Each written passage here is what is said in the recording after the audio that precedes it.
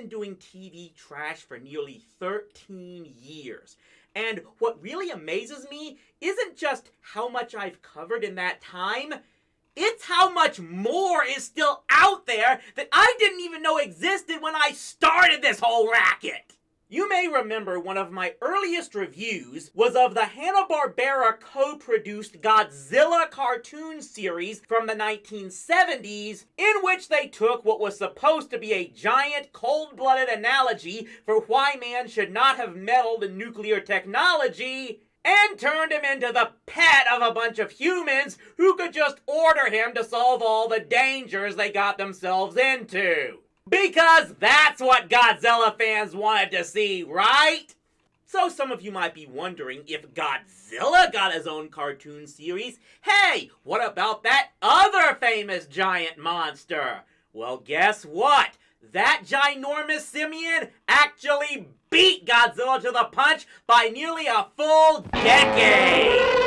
King Kong, you know the name of King Kong. Yes, I'm talking about the eighth wonder of the world himself, King Kong! The original giant monster to stomp his way into stardom. The first King Kong movie from 1933 remains one of the most beloved classic films of all time, and one that has been remade for the big screen on many occasions with mixed results, though many will still say none hold up to the original. And yes, with the advent of television exploding in the 20th century's second half, and many creators, especially in animation, desperate for material and names people would recognize, an animated TV adaptation of the giant ape was pretty much inevitable. The 1966 series was the creation of Arthur Rankin and Jules Bass, who, yes, did a lot more than just those stop-motion Christmas specials that will never stop airing during the holidays. They had already produced two other animated series adapting Pinocchio and the Wizard of Oz when they partnered up with Toei to bring the monster ape to the small screen. And yes, I double-checked, and it is Toei and not Toho, the company most known for the Godzilla franchise, who Rankin Bass did later team up with to create another live-action Kong movie that may or may not have been adapted from this animated series. But that's a subject for another time, and it might not even be in my wheelhouse. For now, let's take a look at The King Kong Show. So, if you're looking for a series involving Kong punching kaiju through half of New York City, you're gonna be disappointed. Much, if not all, the series takes place on Skull Island, or Mondo Island as it's called here, the home of the mighty ape that I can only assume is a descendant or distant relative of the original, given that the original, died in the first movie. Hey, I don't think I need to post a spoiler warning for a movie that's 90 years old!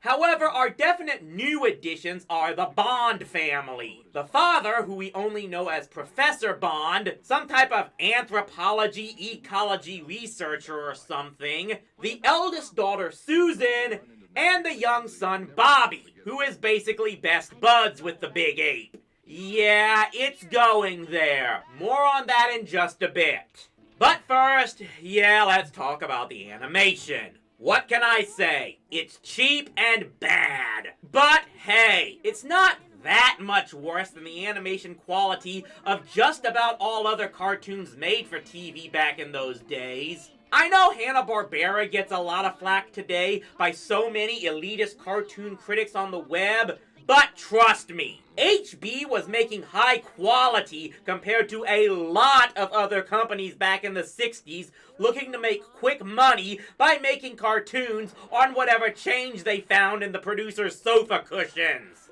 There are so many I may need to create their own review miniseries someday. But as Rocky and Bullwinkle proved, cheap animation can be forgiven if you have a good setting and story.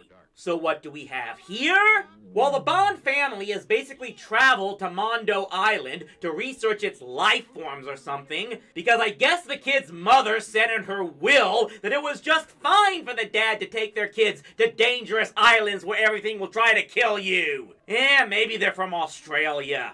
Their explorations always end up with them getting in trouble with some type of villain that happens to be on the island as well. Like the volcano people led by Vestis here, who looks like the love child of Thanos and Raceland from the Dragonlance books.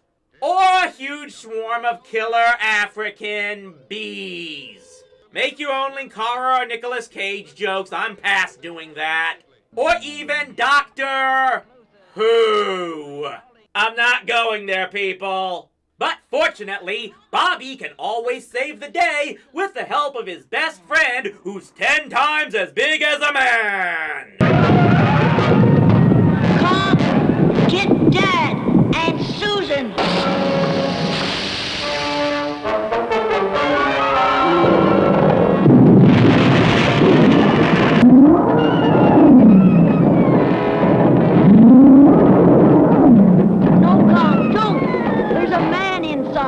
You'll hurt him.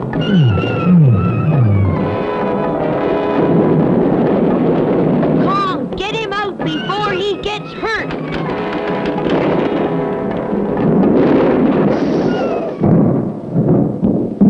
So, yeah, it's practically the same format that the Godzilla cartoon of more than a decade later would have. The giant rampaging monster has been turned into a big softie that now lives to help humanity and one particular group of humans in particular. However, and trust me, I can't believe I'm actually saying this actually makes sense in this series.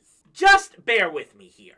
Remember, the original King Kong movie, and most if not all its later remakes, had the underlying "who is the real monster" message on it. Kong was not originally an evil, destructive force in the beginning of the movie. He was driven to madness because of the humans that captured and pretty much enslaved him for their own selfish desires. He was treated like an animal and thus ultimately acted like one. This series shows what can happen when humans treat such a character with love, care, and respect. They are fascinated by the animal, not scared of him, and as a result, he becomes devoted to them and becomes their protector. One of the things that helps showcase this is what the Godzilla series failed to provide: an actual pilot. It's a two-parter that's kind of a mashup of the original movie story combined with the plot of that proposed Godzilla pilot that was never made. It's all about the Bonds first arriving on Mongo Island, and Bobby wanders off to find the land is inhabited by dinosaurs, and he almost becomes Tyrannosaurus food when Kong appears out of nowhere and Hulk smashes the T-Rex back to the Stone Age. The two immediately bond, and eventually the others grow to trust Kong, but the father wants to take him to the city for more tests, and you can probably guess what happens. However, this one has a happy ending, as Kong ends up saving several people from a collapsing bridge that was all the military's fault, and the mayor awards him with the key to the city, and it is at least implied that they take him back to the island in the end. Yeah, it's practically a kidified version of the original, but it does have maybe the best monster fight scenes of the entire animated series.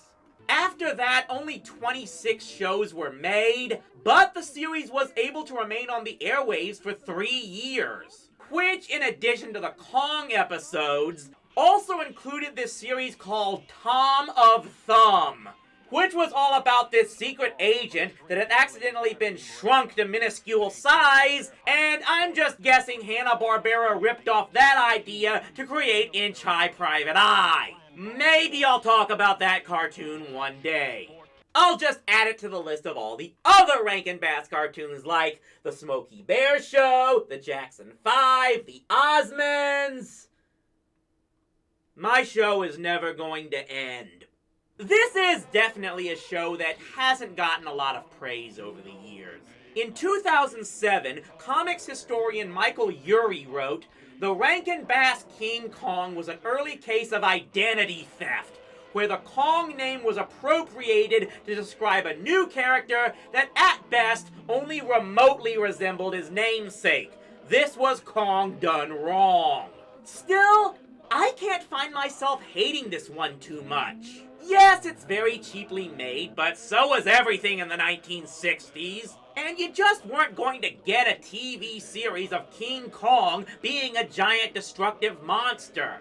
And to me, it really has a good message, intentional or not, that creatures we're not used to and don't understand only become monsters because we view and treat them like monsters. Besides, it was made for kids who were probably rooting for the big ape in the original anyway, so at least here they gave their target audience what they wanted. And they didn't need to give this kaiju a dumb, goofy sidekick, so that's a definite plus. I'll reserve this to being another series where I'll just say, try to check it out for yourselves and make your own opinion for it. And hey, I've seen worse animated TV shows about a huge monster ape who was given a complete face turn from his original antagonist's origins. Hey, yo.